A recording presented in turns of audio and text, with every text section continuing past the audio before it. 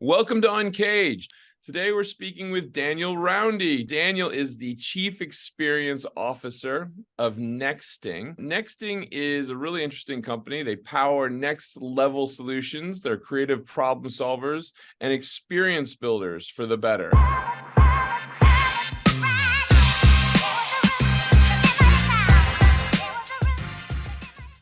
And so we'll talk about I'd say the state of experiential thinking and how that is being improved for businesses today. It's so funny. It's been several decades since the experience economy, that book came out that kind of changed all of our lives. But in reality, we're on a next level of experience these days. So before we get there, Daniel, tell us a little bit about you and your career.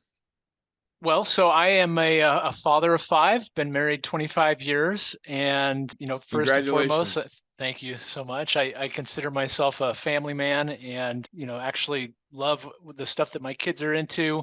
I've got twins that are 23. One of them is, I don't know if I'm allowed to show this on the camera, but he's got a band and some tunes on Spotify. I've got a son who does musical theater, a video game developer son. So just amazing kids.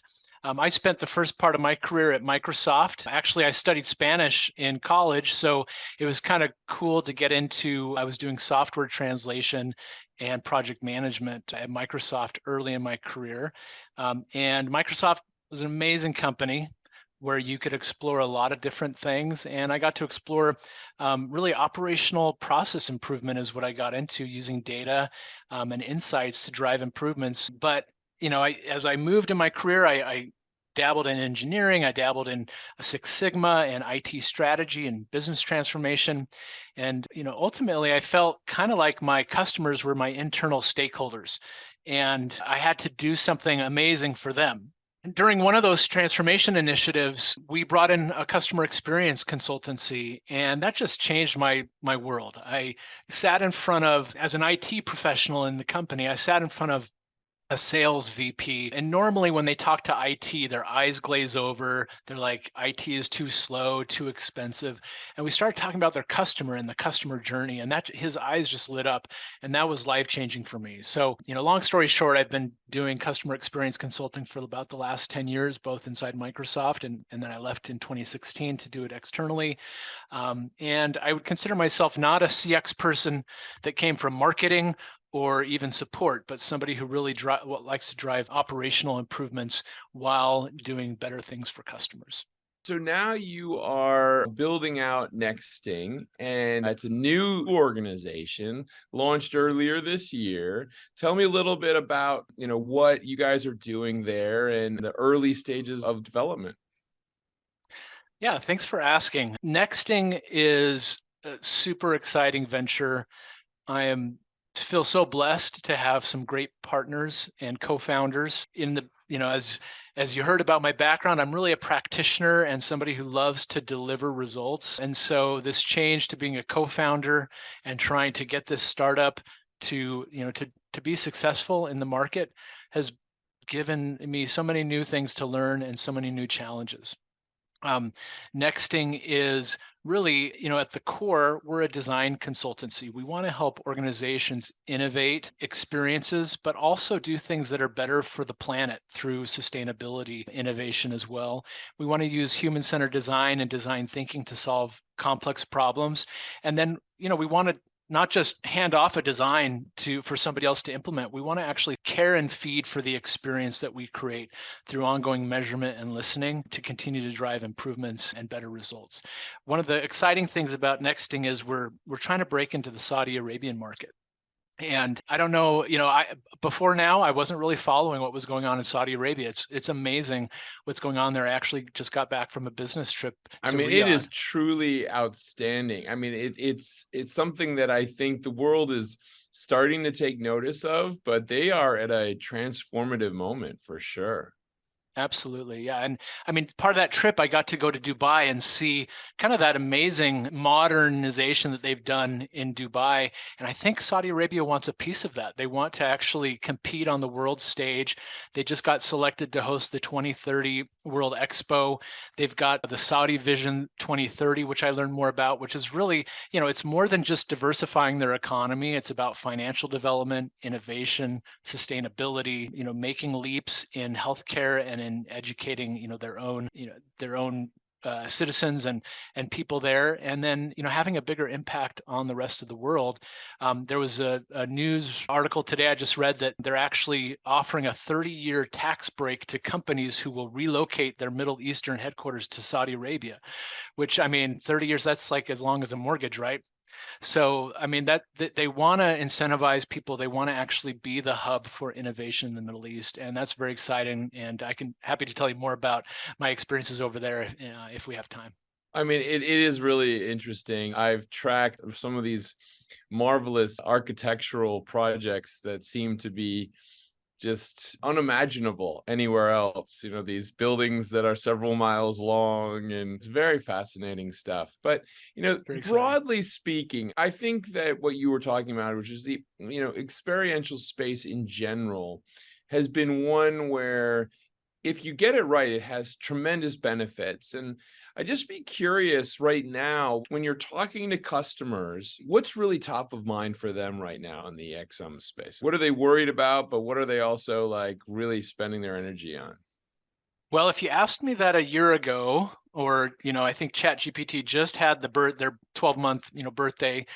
But if you asked me a year ago, I would say a lot of customer experience practitioners, leaders, and consultants were talking about how important it was to differentiate the experience. Like everything else could be commoditized. Everything else, you can compete on a lot of different things on price and on so many different levels, but where you can really differentiate and build loyalty and keep your customers around longer and spending more money with you is by differentiating that experience. I'd say with the boom of that the last 12 months have brought, I think data and integration of AI into the customer experience is top of mind.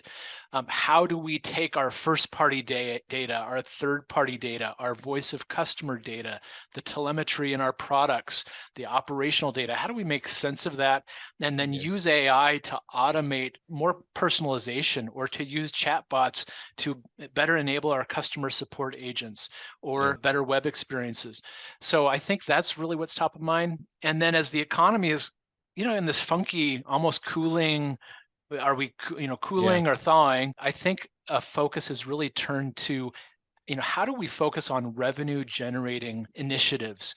And I've actually seen, many customer experience peers go through a layoff. It's Mm, almost like this particular discipline may not be considered as essential as sales and marketing and mm, support. And so I think what the message that I'm hearing is, we need to focus on revenue and retention. And mm. again, the answer to that is by providing a better experience and better Yeah. product. I so completely holistically agree with what you're saying, Daniel. There are funny things that I've noticed. It's much easier for an organization to somehow get sign off on a marketing campaign, and much harder for them to invest on things like better customer support.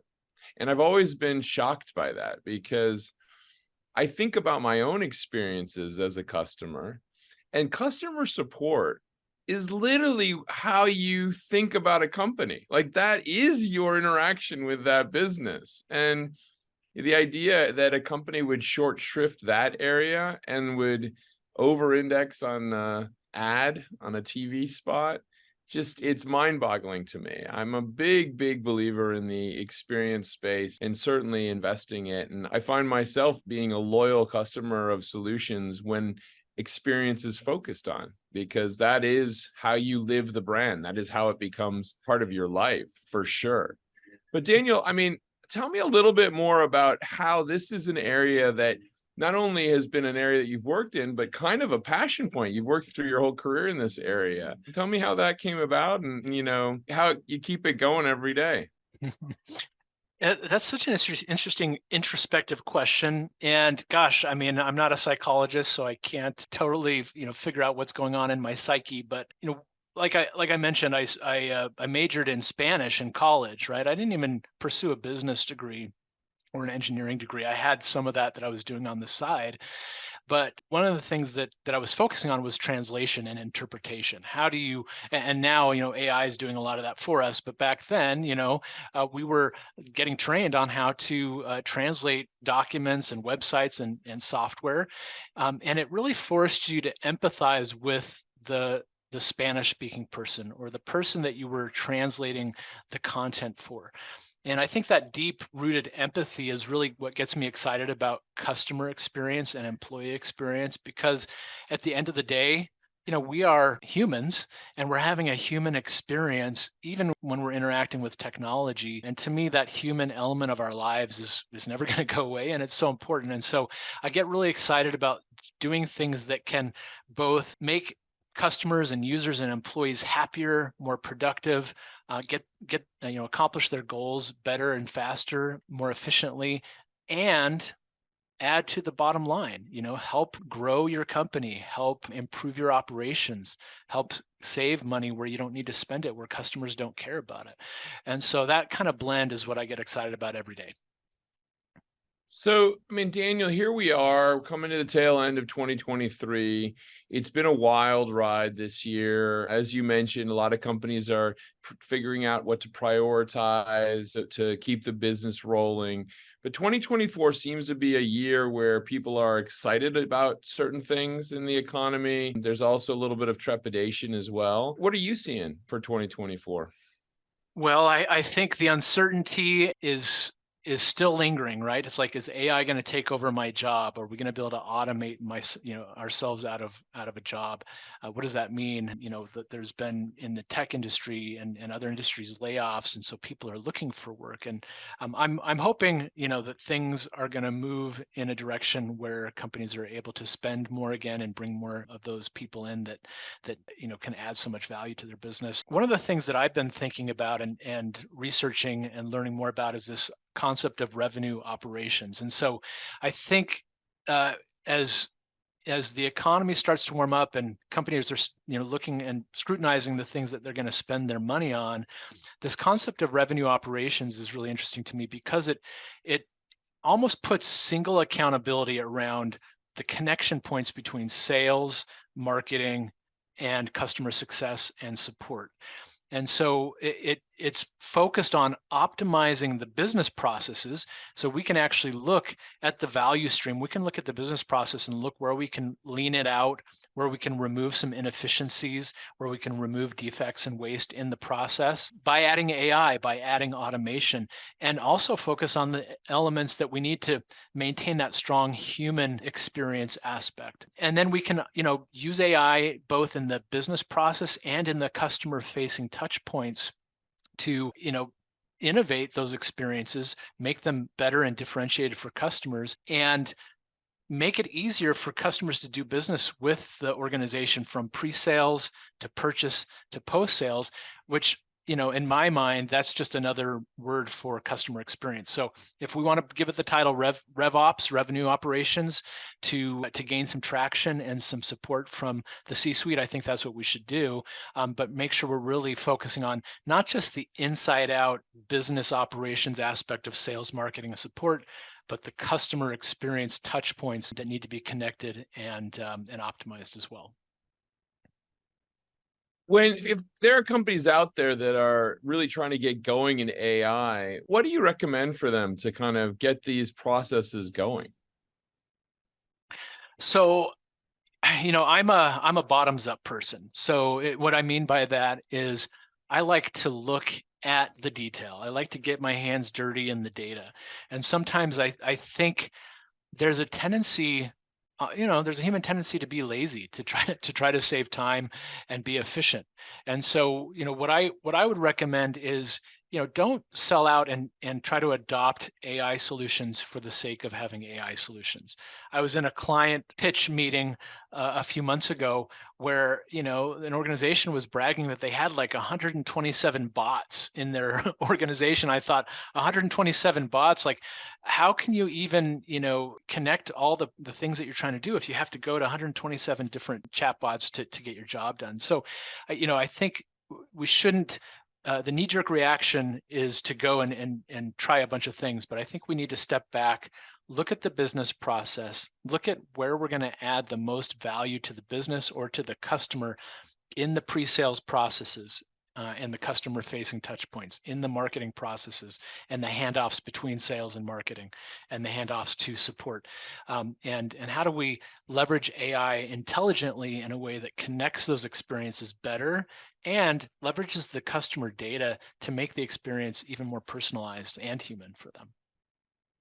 It's really interesting. I've been looking at these studies that have been coming out on how companies are considering using AI.